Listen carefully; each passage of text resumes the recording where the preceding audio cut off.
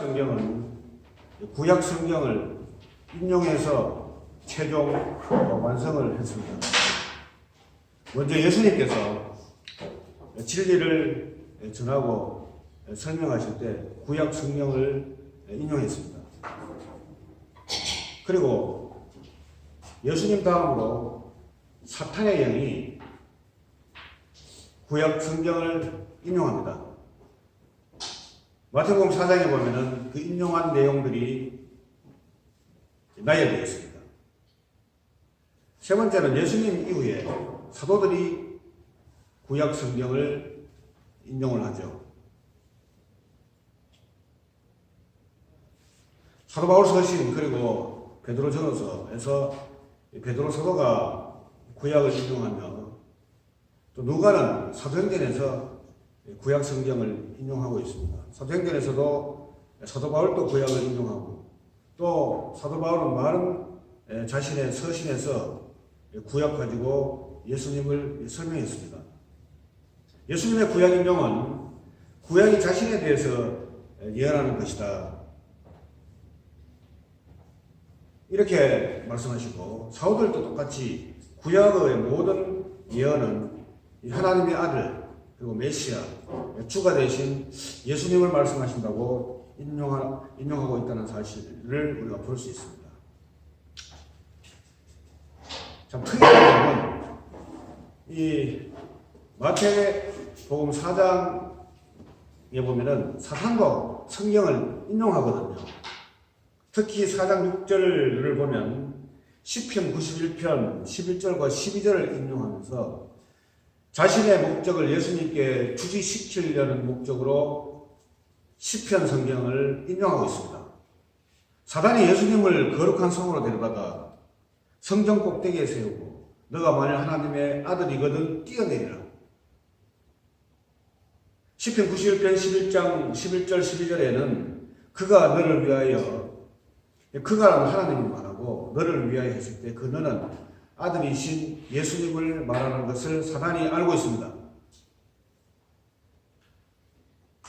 유대인들도 율법에 정통한 그 대제사장들도 시장에 오신 그 예수님을 하나님의 아들이라고 모르고 있는데 사단은 이미 예수님을 시험할 때 시편 91편을 인용하면서 하나님의 아들임을 지금 알고 있습니다. 예수님이. 그래서 당신이 하나님의 아들이거든 뛰어내려도 구약 시편에 말한 것과 같이 천사가 와서 발에 부딪히지 않도록 해줄 것이다. 그게 뛰어내리라. 이렇게 시험해주고 있죠. 우리가 이 성경을 보면은 만일 하나님의 아들이거든 하니까 하나님의 아들인지 아닌지 확신이 이 문장에서는 서지 않잖아요. 아들이거든 그랬으니까. 이것이 사탄의 말의 솜씨예요. 이것을 수사하기라고 합니다. 수사. 말의 방법. 설득시키는 방법. 근데 굉장히 교묘합니다. 영어 성경에도 if you are the son of God, tell the Satan to become a brave 이렇게 나왔는데요. 여기 if를 썼어요. 만일이라는 말을 썼습니다. 근데 헬라 성경에도 보면은 파일 에게이 아우토 에이 히오스 에이토 대원 이렇게 했는데 여기 A라는 말이 두 번 나오죠.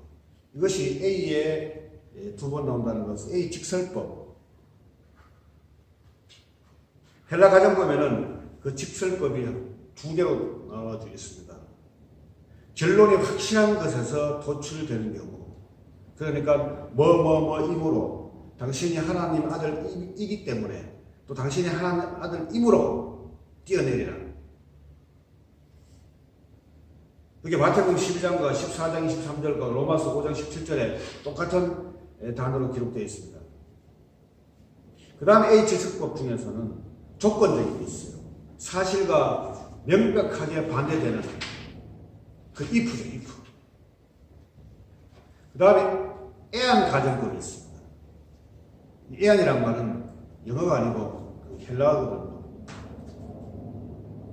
이 설명 가능성이 강한 가정이죠. 설명이 아니고 실현 가능성이 강한 가정. 미래적 조건을 나타내는 가정법이에요. 만일 당신이 뭐뭐 한다면, 이거는 미래의 실현 가능성을 나타내는 가정법이기 때문에 그냥 하나님의 아들 입으로 하고 비슷하죠. 근데 영어 성경에서 번역한 우리 한국말 성경은 마치 하나님의 아들이 아닌 것처럼 그렇게 이야기하잖아요. 반대 조건으로. 그래서 지금 이 주집설법 두 개니까 어떤 것을 사용해야 되느냐, 처음 보는 성경의 독자들은 아마 의아해할 것입니다.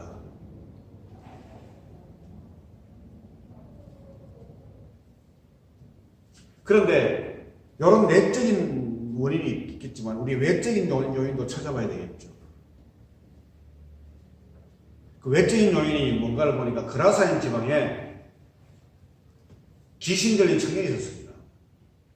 우리말 성경에는 군대라고 했지만은 원래 헬라 성경에는 군단이에요.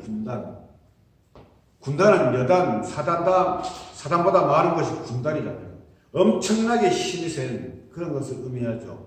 그런 세력이, 이 마귀의 세력이 그 청년에 들어가 있습니다. 그러니까 쇠사슬로 묶어도 다 이렇게 풀어버린다 할 정도로 그만큼 힘이 세단 말이죠.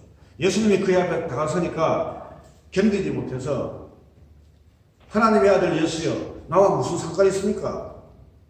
지금 올 때가 아니지 않습니까?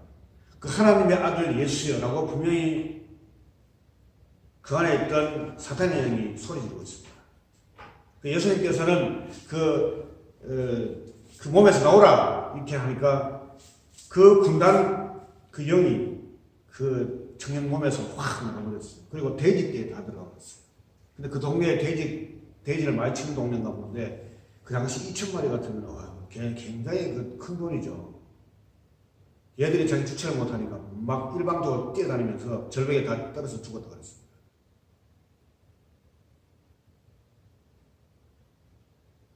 청년은 구원하고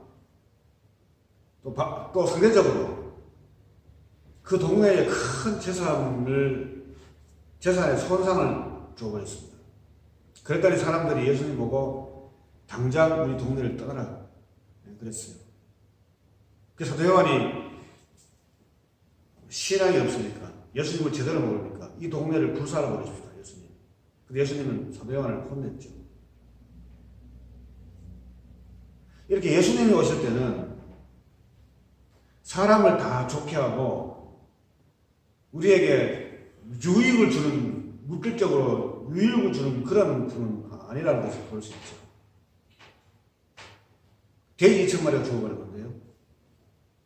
예수님의 탄생 때문에 2살 아래 애들이 다 죽어버렸는데 그런 걸 볼 때에 그 속에 성령이 없고는 예수님을 믿을 수가 없어요.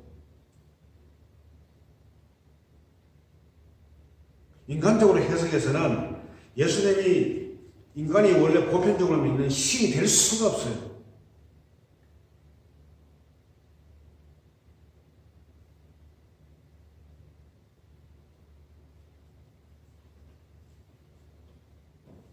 예수님은 신명기를 사용하시면서 주 너희 하나님을 시험하지 말라 하시면서 사탄의 시험을 이기셨습니다.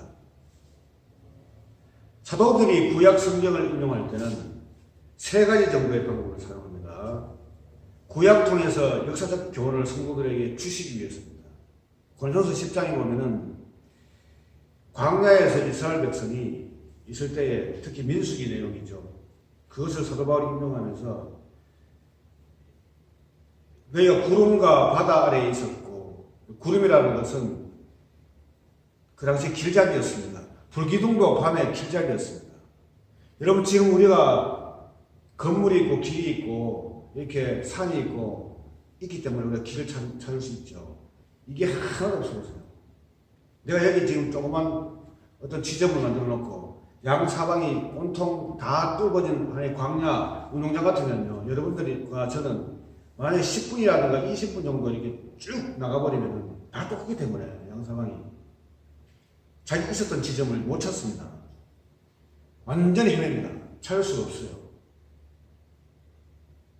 만약 한 10km, 한 5km 나갔다. 이거 찾기 어렵습니다. 어디가 다 똑같은데 어떻게 찾아요? 동서남북. 그게 광야죠, 광야. 그래서 하나님께서는 이스라엘 백성을 구름으로, 그리고 불기둥으로 그렇게 인도했다는 것을 이야기하고, 그 다음에 홍해를 건널 때 다 같이 너희들이 세례받았다. 그런 이야기 하시면서, 그런데 만나와 메추라기를 먹게 했고, 신발이 떨어지지 않도록 하나님께서는 배려를 하셨고, 적절한 시기에 물도 주시고, 그것도 하셨다는 겁니다. 하나님이 시험하는 거예요. 과연 너희들이 나를 제대로 믿나 안 믿나. 그런데 이스라엘 백성들이 그 은혜를 잊어버리고 하나님 말씀대로 살지 않고 원망하고 그 다음에 음행하고 모압에 가서 음행을 했죠. 모압 여인들과. 또 모압의 신들을 섬기는 그 내용과 광경을 뭐 그대로 따라하니까 그 속에 여러분들 엄청난 음행이 있었어요. 그대로 따라했단 말이죠. 너희들이 신령한 음료를 먹고 신령한 음식을 먹고 이렇게 했지만은 다수는 기뻐하지 않는 것은 우상 숭배를 했다는 겁니다. 바알과 아세라 같은 것을 섬기고 풍요와 생식의 신이죠. 제가 야훼 종교가 망한 이유가 뭐라겠습니까? 바알과 아세라 때문입니다. 풍요와 생식, 더 풍성해지고 더 이렇게 풍요로워지고. 그래서 예수님은 신약 성경에 가서 돈과 하나님을 겸하여 섬길 수 없다는 것을 가장 중심적인 우상 숭배 같은 이야기를 해주고 있습니다. 왜냐하면 앞으로 그만큼 돈이라는 것이 큰 파괴력을 지니고 있기 때문에 그렇습니다. 하나님과 돈을 갖다 놨을 때 그때 사람들은 돈으로 다 넘어진다는 겁니다.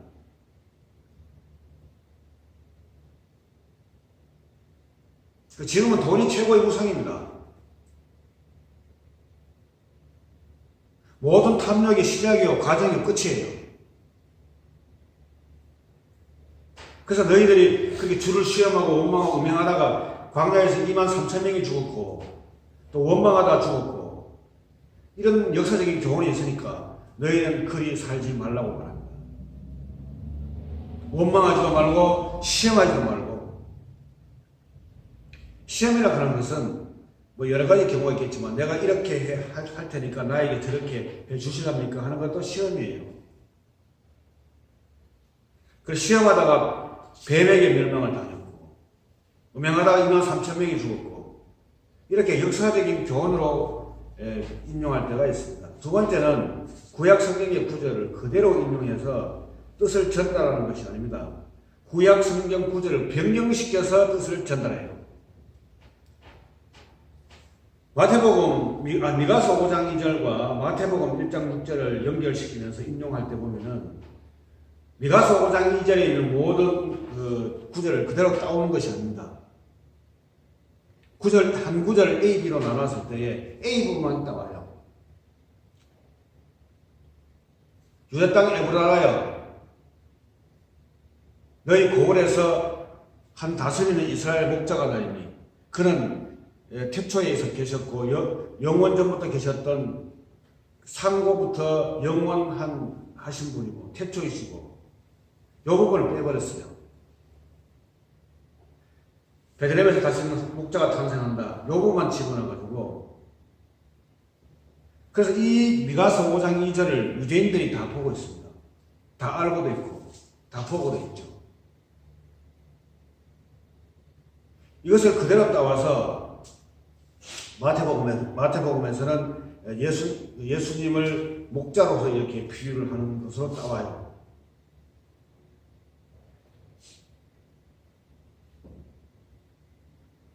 그러면 예수님께서는 베들레헴에서 나와야 되잖아요.